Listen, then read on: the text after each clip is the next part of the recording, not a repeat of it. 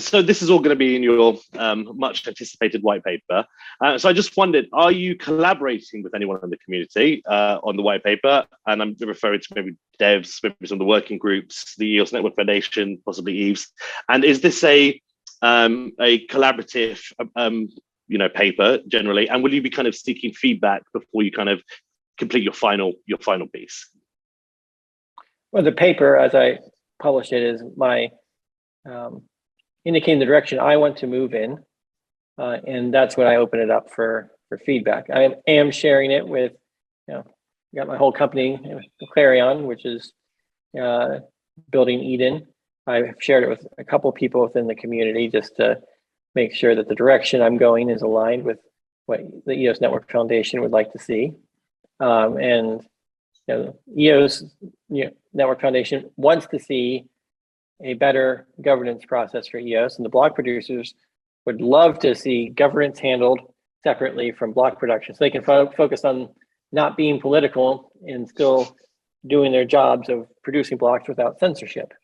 So I think there's a lot of alignment there, and so I'm investigating those things and making sure that it's aligned. But ultimately, my goal is the same goal it's always been, is to find free market voluntary solutions for securing life, liberty, property, and justice for all. My book lays a roadmap.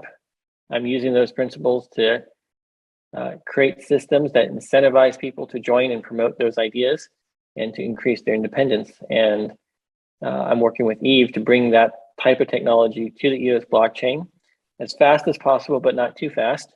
And we're not going to change the EOS network overnight. We're going to build a community, prove the model works, prove the incentives work, and then EOS is even funding the development and testing of this community because EOS could benefit, right? This is the R&D wing of the future of EOS governance, but we have to prove that it works and demonstrate it. And then once we have Chinese communities and Korean communities and German communities all up and running, then we can all bring them together and have them govern EOS. And we've proven it, and we have more people than have ever been involved before in EOS involved. So I think this is a 10-year roadmap, not a EOS is going to completely change over to Eden-based governance in the next 6 months kind of thing. So you mentioned that you and Yves are now working quite closely together. So I just wondered, how are you and Yves working more closely together, and how will this relationship further the EOS community, providing greater success and further growth in the community? Because in my mind, you guys working together is a match made in heaven. So I think the community is just interested to know what we can expect. Well, Yves is helping a lot with logistics and rallying all the different people, organizing the block producers, building those consensus. And I'm doing what I do. I'm providing the vision and the future technical direction. But largely, Yves is letting me lead the vision when it comes to governance and is helping fund it. And then, we're just operating independently but collaborating. And I think that's the best approach. So there's been, I know there's been discussions, I know the ENF is rebranded, but there's been some discussions potentially of EOS rebranding. And I mean, these are just rumors, but potentially an Eden EOS merging of brands. Am I way off the mark here? And what can you tell us about that? We've discussed lots of possibilities. An Eden rebrand is in the works. I'm going to be announcing what that Eden rebrand is in the future, and a Clarion rebrand, and all that stuff is going to be coming to a head. We're looking at aligning that with EOS, because EOS' future, I think, is DAO of DAOs, and in alignment with the direction that I'm attempting to develop. Rebranding all of EOS is a challenge. The first step is rebranding EOS.io, taking control of the code base, and then deploying a hard fork on EOS that leverages a code base not developed by Block.one. That will be a very symbolic moment. Why is that so important? Well, it establishes that EOS is not Block.one because it's not even running code produced by Block.one. And that's going to be good for Block.one, and it's going to be good for the community. Establishing that EOS Network Foundation is who exchanges should talk to. EOS Network Foundation is who CoinMarketCap should link to. All those things need to be established and verified by the broader cryptocurrency community. It's kind of like the international community having an opinion about Taiwan. Sure, Taiwan might want to separate from China, but China is still there saying, no, you don't get to separate. Well, in the case of Block.one, I don't see them fighting the separation like China is, but the rest of the world still needs to recognize the autonomy of EOS.IO from Block.one to realize that, hey, we're a community of people that are up to something. We have a mission, and our mission is aligned with fractal governance. We're building use cases for everyday users. And so there's, how do we pitch EOS? How do we pitch what the EOS token is for and what it's doing, and why you'd want to buy the EOS token? Because we no longer have the message of buy the EOS token because there's a company of $4 billion that's going to do something that's going to make the network great. And so that illusion has been shattered. And now you have the token holders say, hey, we're all here. What do we do now? And one of the biggest things that we need to realize is any money spent at Block.one is a sunk cost. It's like you fund a startup with lots of money, you do all this research and stuff, and then you have whatever assets you have at the end. And then if the company needs to move forward, it needs to invest in growth. You need to pay for growth. And if you don't have a budget, you need to inflate. If you don't inflate, you're just hoping someone's going to give value to the token based upon what it's already doing. And that's a path for stagnation. So I think it's going to be really important. The EOS network has had a long-standing commitment to a maximum of 5% inflation. I think we need to inflate at that maximum rate, but critically, we need to use those tokens to compensate people that are providing more value to the community than the value of the tokens that we're inflating. And that's the only way to grow. It's the only way a company can grow. If you need to raise capital to expand. And if you don't raise capital to expand, you're trying to expand off of profits alone. And if you don't have significant profits, you can't expand. And so that's the hope. And sorry to interrupt you, how can the community then bring more buying pressure to EOS? Now, obviously, the DAOs of DAOs will form part of that. I guess maybe in the shorter term, what can we do as a community just to bring some fresh money into the sector? The community needs to demonstrate that it can be decisive, that it can allocate the inflation toward things that are providing value to the community, and that the long-term 10-year vision or roadmap has potential to attract more people.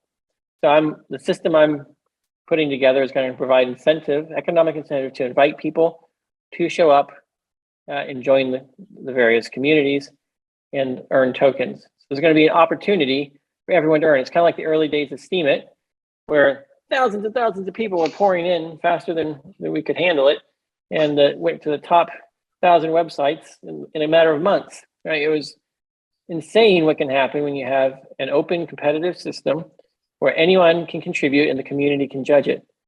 The challenge is having a system of governance that can subjectively reward those who are providing value to the community and can't be abused by whale Pareto distributed token holders that would rather get a larger slice of a smaller pie than grow the pie itself.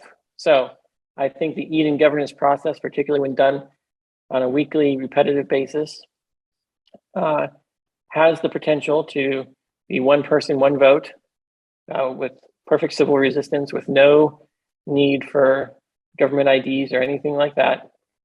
And that can allocate tokens to 80%. Everyone who wants to participate every single week can basically start earning tokens. And if you refer people who then participate, you can earn even more tokens. So it will incentivize people to recruit people to the community who are going to do things to benefit the community. And all of that, I think, has the potential to bootstrap and give new life to EOS, which has been adrift at sea with no power behind it. So when will this come to life then? And will this replace the existing Eden infrastructure that's in place today? My team is tentatively hoping to go to weekly Eden elections as soon as April, at the next scheduled Eden election. And obviously there's a lot of development to do in the next 4 months or so, but that's the tentative schedule, and then we'll go from there. And can will there be? Could anyone create a community around the April time? Could we have a Bywire media community, for example, or is April going to be kind of just testing the water again, just seeing what works and what doesn't? Well, you have to figure things out before you replicate it. So it's going to be about creating one community, doing weekly allocation of tokens among themselves, and we're focused more on the tools needed for one community to grow, and then we'll replicate it after we get that one community growing. And once you have hundreds or thousands or tens of thousands of people all using this method to allocate tokens, subsidized with by EOS to encourage the growth of this new community, then that's a lot of manpower that can be brought about to launch all those other communities and to build the tools necessary. But it's definitely better to have multiple iterations of one community before you go parallel, and then you have all this legacy support based on generation one. But anyone can start a community at any time, and the code is all going to be open source. So it's possible for anyone to replicate it, but it won't be push button. Start a new, fill out a few forms, presto, I've got a new subreddit.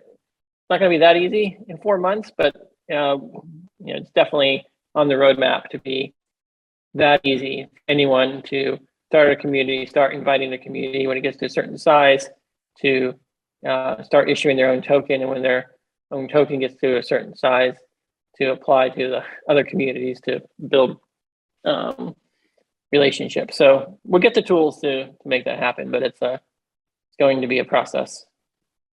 But I think it's a vision people can get behind. People can see how with the right economic incentives, the community can grow. And if the community can grow, the economy can grow. And if the economy grows, the price will go up.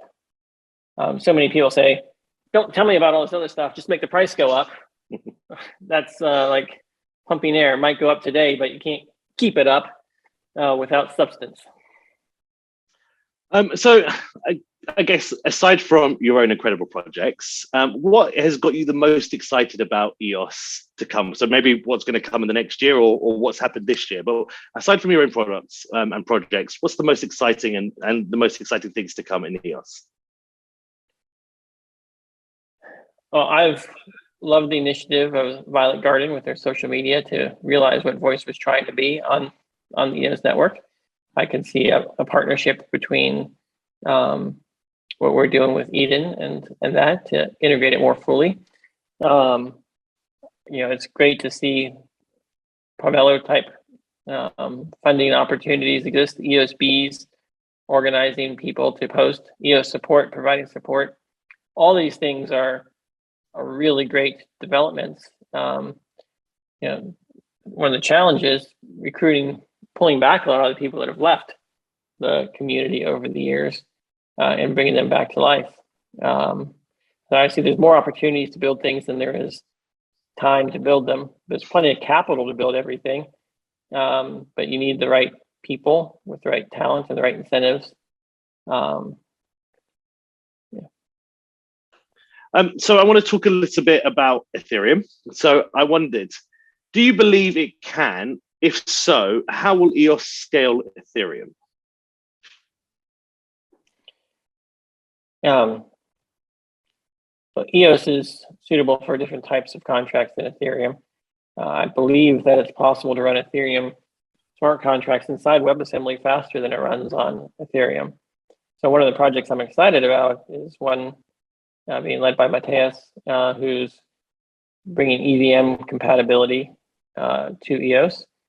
And my team will support hard forks to accelerate EVM-like behaviors inside smart contracts, whether it's new crypto functions that are needed or so forth.